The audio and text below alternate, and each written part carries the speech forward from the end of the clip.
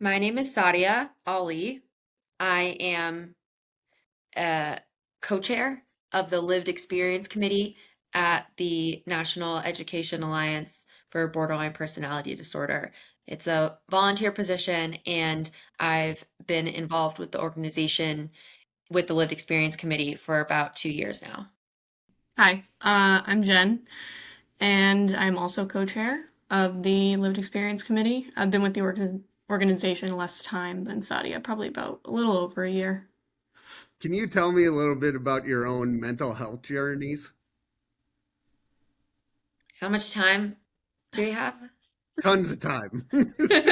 Okay. Well, you asked for it. No, I will give you the short version. Um, it's been a long road for sure. I am 26 now. I started seeing mental health professionals when I was 13 because at that age, my 16-year-old sister died by suicide, and my parents thought it prudent to get therapists for all of us. I was diagnosed pretty quickly with post-traumatic stress disorder from that incident, that loss. And later on, I was misdiagnosed with bipolar 2, which is very, very common for people with BPD to be misdiagnosed as having bipolar 1 or 2. And I wasn't correctly diagnosed with BPD until I was 22 or 23. And that was a real turning point in my life because for the first time, I felt like I made sense. So, your listeners may or may not know that to be diagnosed with BPD, you have to have 5 of 9 symptoms. And I actually had all 9 and pretty severely at times. And so I worked very hard on myself.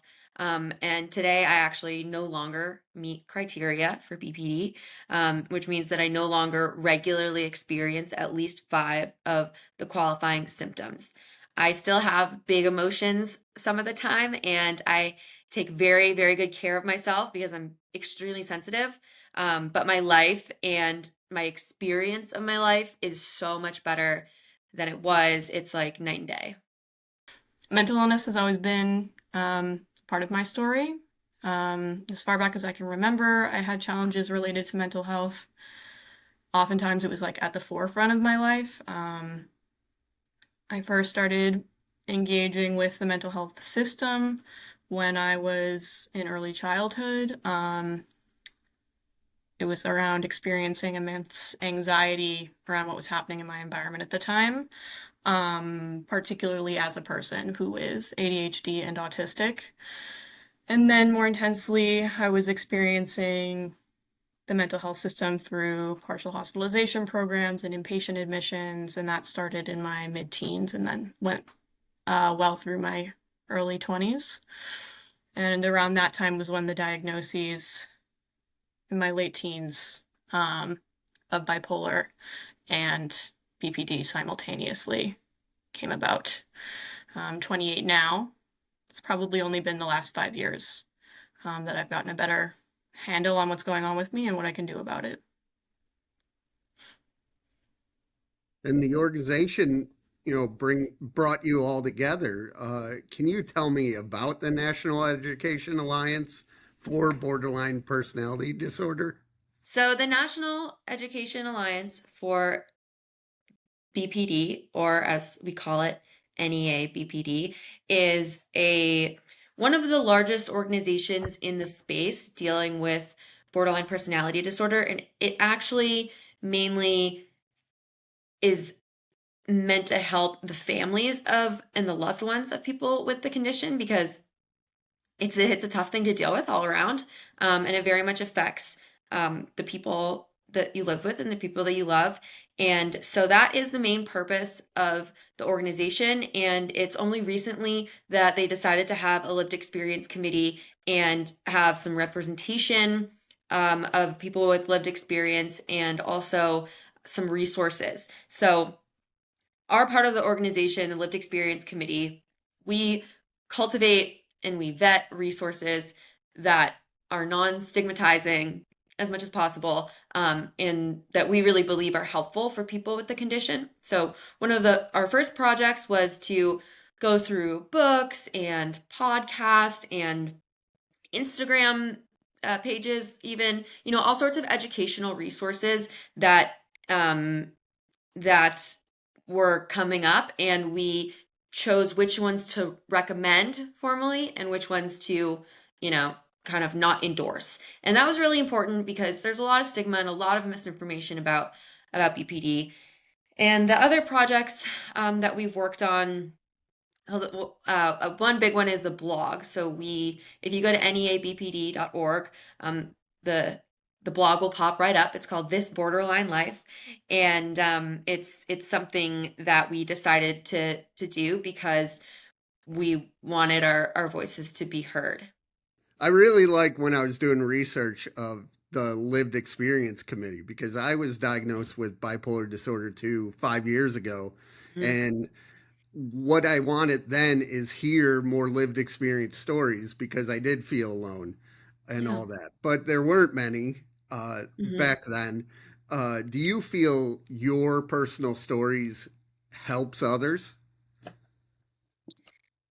Yes, and I also feel like others' personal stories have helped me so much, and Yeah. that's part of the reason that it's feels really important for me to be doing this and sharing my truth because, you know, if everyone's thinking it but no one's saying it, everyone is feeling isolated and maybe even ashamed. Um, well, that's not a maybe. I think it definitely breeds shame. And so I've benefited so much from other people sharing their stories in different ways. Some people with the condition and other people who were just, very sensitive or they had grief or loss. And you never know who you're going to reach and who you're going to affect. Um, so, so what do you think, Jen? Yeah, similar to what Sadia is saying, I have a feeling of absolutely. I mean, I've also been on both sides, and whether you're telling your story or you're listening to somebody else's, I think there's great value in feeling that shared community. I think sometimes we place too much emphasis on professional resources and supports while simultaneously invalidating the vitality of peer ones. We need each other always, no matter how much training or experience someone has had. If they've only learned about what we experience, that can only get us so far. They don't know it intrinsically the way we do. Um, and I think for that reason, it absolutely is helpful. And Jen, please note, is a licensed social worker. So that's coming from a professional. Pre-licensed, but yeah. Okay. Yeah, what made you want to follow that path? I part of the reason I went and got my master's in social work was to be able to see both sides. I felt like I was kind of missing a piece, wondering what was going on the other end, kind of wanting to be a fly on the wall. And so now having both perspectives, I think is pretty helpful, especially in the work we do. How does it feel for both you helping others? I guess if we're talking in terms of like helping others through speaking our lived experience, like out into the universe in this way, it's definitely rewarding. I'd also say it's in some ways self-validating. To hear the themes like in my story echoed in someone else, to have them say, "Yeah, me too." Um, I think that can also have its own worth because this world it'll try to make us out to be unreliable narrators of our own experience sometimes. And no matter how mentally strong you are, I think it gets to you every now and then. For sure. I definitely agree with what Jen said. I also want to add another dimension, which is that it can make you like really self-conscious. Yeah. There's a lot of silence sometimes when you open up because, not everyone is comfortable hearing about your darkest days. And that's okay. No, not everyone is emotionally available for it. And that's totally fine. Not everyone needs it. Some people have never been where I've been mentally and they don't know what I'm talking about. And maybe they think I'm being a little dramatic. How would they know? But there have definitely been some people who have needed to hear it. And I believe that it makes those people feel less alone and less wrong for being, for struggling with certain challenges. And sometimes I will share some stuff and I'll get crickets, but later on, there's feedback that is really validating. So it's kind of pushing through the self-consciousness of putting yourself out there and being really vulnerable. Um, and I feel like that's something I have to push through in order to get to the place where I feel validated. And when I was diagnosed with bipolar disorder too, I was 37, so I was much older. So there's a lot of stigma, when I was in my teens and 20s. So I Mhm. didn't say anything. And you're more open at a younger age. Do you think younger people are more open with sharing their experiences? I certainly do. I think our parents' generation was sort of like it was beaten into them that you don't share those types of things. Yeah. Those things you keep them to yourselves. Maybe you share with one person, but it's never something you tell the whole world. And I think now kids are growing up in a completely different world where we kind of have to start saving ourselves and thinking about, what we need in order to thrive and not just survive. And I think part of that is telling our stories and trying to get the help we need. So yeah. Social media is really, really bad for your mental health. I I know if especially if you're younger, this might be a little off topic, but I'm going to get up on my soapbox for a minute here. It might feel just absolutely impossible to not have Instagram, Snapchat, Facebook, Twitter, X, whatever, but it's not, and it will do wonders for your mental health. Get off social media. If you are going through a hard time, get off social media. I'm not saying you have to swear it off forever. I'm not even saying you have to delete your accounts, but delete those apps, touch grass. Like, we live in a virtual reality now, and it's our brains weren't meant for this. Even, I work from home, and talking to people over Zoom doesn't release the same chemicals in my brain that talking to someone in person does. And our technology and the world around us is evolving faster than our brains and our biology is. So if you're going through stuff, please get off social media. I agree with that. In terms of social media in moderation, social media breaks. I also do want to say that I think social media is where Gen Z in particular like finds their community and connects with people. So um, definitely like limit it, especially the younger you are. I think the more it affects your brain and how you view yourself and the way that you connect to yourself. Um, but that it is kind of in this changing world where a lot of us find each other. I find it's really hard to engage in a limited. The reason I'm so zero sorry black and white, all or nothing about it is because it is literally created to be addictive. And so I found, at least in my experience, that it's easier to go cold turkey and just not do it at all, be abstinent, than to use it in a limited or moderated manner. So Fair enough. And as co-chairs, what is it like working together? Um, we've become really good friends, I think. yeah. Maybe Jen's Can you like, imagine? No. yeah. Yeah, no. I joined, so what is it now? September of 24. I think I joined in like June, July of 2023. Um, and the first meeting, it was over Zoom. All of our meetings are over Zoom. That's how we meet each other. Most of us are kind of spread across the US, mostly like Eastern and Pacific time, but not a lot of us have an opportunity to meet in person. But I found out that Saadia lived in the Boston area, which is where I am. Um, and I saw her in the first meeting, and I was like, this girl commands space. That uh, executive presence. and I don't know, we are so different, honestly, we really are. And yet we click so well. and we became really good friends, and we work well together, which was something that we found out pretty early on, I think, when I started as a member, and then eventually, we were both co-chairing, so. Yeah, I agree with all that. And also I would like to note that just in general, I haven't met other people with this condition that I have in real life ever. So Jen is the first friend that I've had who has this condition that I hang out with in real life. And pretty much everyone that I know is with this condition is through the committee. So that was a huge benefit of getting involved. Agree. Yeah, it's hard to meet people in real life with some of the stuff that we're dealing with. It's like kind of a special event when you do. Mhm. What do you do to help your own mental health? Oh, I'm gonna get on another soapbox. So I'll let Jen go first. um,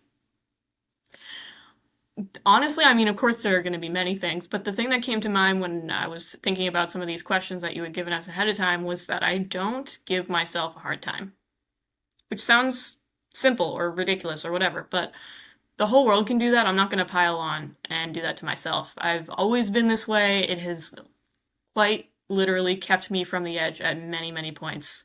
Um, I believe me, I care about me, I'm doing the best I can right now in this moment, and that's it. And when I am not hating myself for what I'm having a hard time with, I spend a lot less time being super miserable, quite honestly. That's good advice. The world will, there are plenty of people out there to say no to you. You don't have to be one of them, you know? Like there's I super agree with being gentle with yourself. Um, and there's research even showing that it's harder to change your behavior when you beat yourself up about it. So self-compassion, huge. I take Prozac and Wellbutrin for starters, and that really helps avoid any serious drops in my mood most of the time. There's no shame in the medicine game, and it's also totally fine to avoid medication um, if you want to, you know, do you. I avoided medication for a long time because I wanted to experience my real emotions and my real um, mental state because I had been on medication for a very long time and I had been on for so long when I was a teenager that I wasn't even sure what it felt like to not be on anything. And I felt like I needed to have that as a control variable, like a baseline starting point in order to um to move forward. So that's that. But my soapbox is about exercise. I exercise pretty much every day, and I know that's not novel advice, but it is seriously the best thing I do for my mental health. Um, what works for me is I just show up at the gym 5 days a week, and I just spend an hour there. I don't plan like I'm going to do this many reps of this or this many minutes of this. I just show up and I'm there for an hour and I walk around the machines. Sometimes I take a couple laps and I just check in with my body, like what would feel okay right now. It's kind of like intuitive eating, but like intuitive exercise. And I have days where I'm just stretching or I'm walking on the treadmill. I do something really gentle. But first of all, walking, underrated. And second of all, those days are important in keeping me in the habit of going because I have no reason to dread it because I know that I'm not going to force myself to do something that's too much. So finding exercise that you don't dread because you will absolutely burn out if you're forcing yourself to go. And it is so helpful, which I know everybody already knows. But No, I think that was really helpful the way you worded it. I definitely feel better when I move my body, that's for sure. Like making sure I do it is a whole nother thing. Um, and then something else that I do that reminded me of is when I'm feeling overwhelmed and I feel like I need to check a lot of boxes, just doing one thing. I always feel better. And it used to be that I would feel like, oh, I didn't do enough. But like, for example, today I needed to take a shower, go grocery shopping, and one other thing. I can't remember what it is at the moment. I only did one of those things. I took a shower and I felt way better because I was like, oh, I did one thing. And I might be able to do another thing later. But if I don't, it's fine. And I feel like we have this like all or nothing, a lot of us kind of like, oh, I have to do all the things on my to-do list. And if I don't, I Hmm. feel like crap. Um, and getting to a place where you don't feel that way, I can't give the steps of how to get there. I think it just takes time, honestly, because I always had a really hard time with that. Um, but that definitely helps me from tanking and like going off the deep end. Like, oh, I didn't do what I meant to do. Yeah, I love that. And there's a kind of concept or mantra called it's like the next right thing. Like, what's the next right thing? And you just focus on that, and if that's taking a shower, then it's taking a shower. If it's, um, I mean, it could be eating something. It could be a Mhm. million things. But say back to my example of going to the gym, I don't think like, okay, I'm gonna get dressed, I'm gonna go, I'm gonna do this, I'm gonna do that, I'm gonna come home, I'm gonna take a shower, then I'm gonna eat, then I'm gonna, I just think like the next right thing is putting my gym clothes on. Mhm. Um, and so that's what I do. And that is super helpful in grounding me a little bit and that focus on just what's right in front of your face. Um, where are your feet, right? So, Yeah. And I know for me, with people with lived experience, I always take their advice better because mhm. it's so much more relatable. But what would you say to anyone going through a tough time? Tough times don't last. Tough people do. If you're going through hell, keep going. I have a million of these, and they're actually helpful mantras for me. I mean, they don't get me all the way there by any means, but I do like them. Sometimes I'll put them on sticky notes and like put them around. No, my best advice is to learn as much as you can about yourself, about the condition that you have, about how other people deal with it, about what works for you, about the medication options, about what doctors actually know about the condition and what they only think they know and what they don't know. What's undisputed and what is a professional opinion and no more. This is a really young field of medicine and there aren't that many experts. So you should be an expert on your deal. Knowledge is definitely power in this arena. Yeah, I agree with the knowledge piece. For me, it's like always lean on your support system. And if you don't have one, start building it immediately.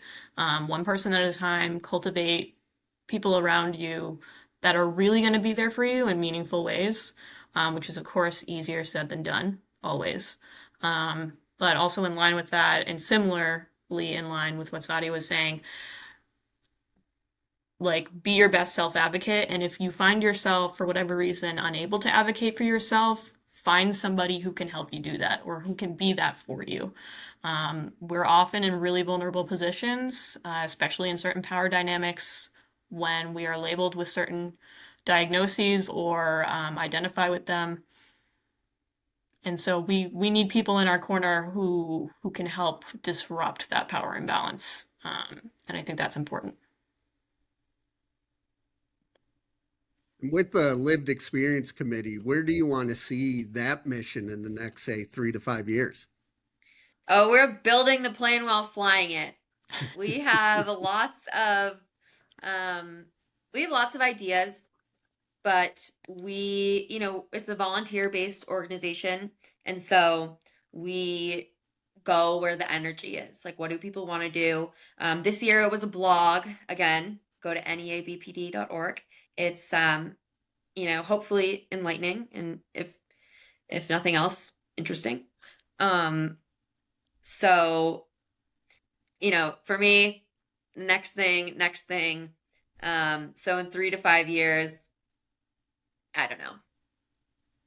Yeah, not to go too deep with it, but honestly, as somebody who lives with and experiences chronic suicidality. I don't live or view life in a way that's like, what am I doing in the next few years? Yeah. I've never been able to future plan that way, and I don't like hate on that. I think it's okay. I live like month to month, week to week, day to day. That's what I'm working with, and that's fine.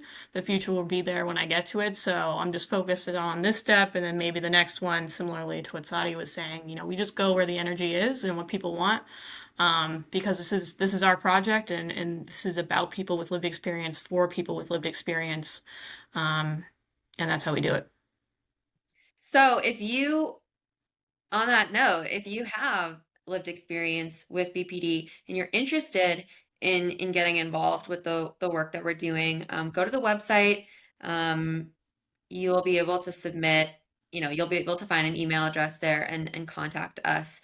It's a great organization, and I think that connecting with people who also have this condition in a very structured and like a very structured environment is, I mean, at least for me, it's been super, super helpful to know people who know what splitting is and who know, what you mean when you say that. Because, people without the condition, no shade, but they just don't know. And that's just how it is. Yeah.